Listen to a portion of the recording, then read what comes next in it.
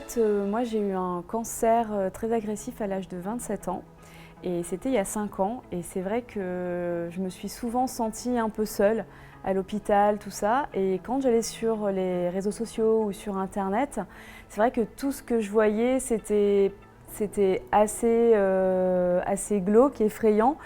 Et c'est vrai que moi, le digital, donc je m'y suis mise dessus parce qu'au départ, j'ai créé un blog. Et ben, ça m'a permis de pouvoir trouver des gens de mon âge ou d'autres horizons avec qui j'ai pu discuter et on a pu se conseiller mutuellement et puis on est devenus des sœurs de combat très solidaires. Depuis 2 ans, notre association a créé une application qui s'appelle Miki Connect qui permet justement d'accompagner les patients et à travers leur profil médical, on pousse de l'information pour leur permettre d'acquérir justement tout ce qu'il faut pour au quotidien comprendre leur maladie, aller plus loin dans le bien-être, l'alimentation et tout un tas d'astuces et d'échanges entre malades et qui permet justement de retrouver une qualité de vie.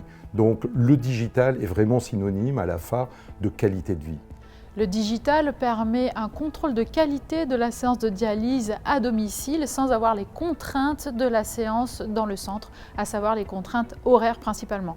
Donc le digital permet d'avoir une très bonne qualité de suivi, d'avoir une interaction avec les professionnels de santé sans avoir le patient présent dans le centre.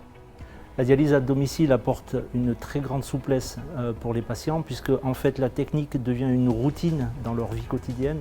Et ils se libèrent des contraintes associées à ce soin et intègrent parfaitement cette prise en charge dans leur vie quotidienne.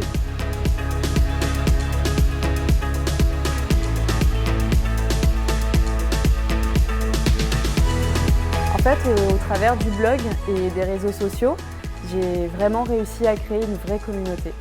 Le mot à retenir aujourd'hui, c'est contrôle. Contrôle parce qu'un médecin peut contrôler son patient à domicile et autocontrôle pour les patients autonomes. Autonomie. Un patient chronique est un patient qui est attaché à sa maladie et nous, on permet de vraiment casser les chaînes. Je vais peut-être vous surprendre, mais je pense au terme humanisé. Parce qu'aujourd'hui, demain, c'est vraiment le digital qui va permettre de renouer des relations avec les soignants, entre soignés, et donc vraiment c'est humanisé.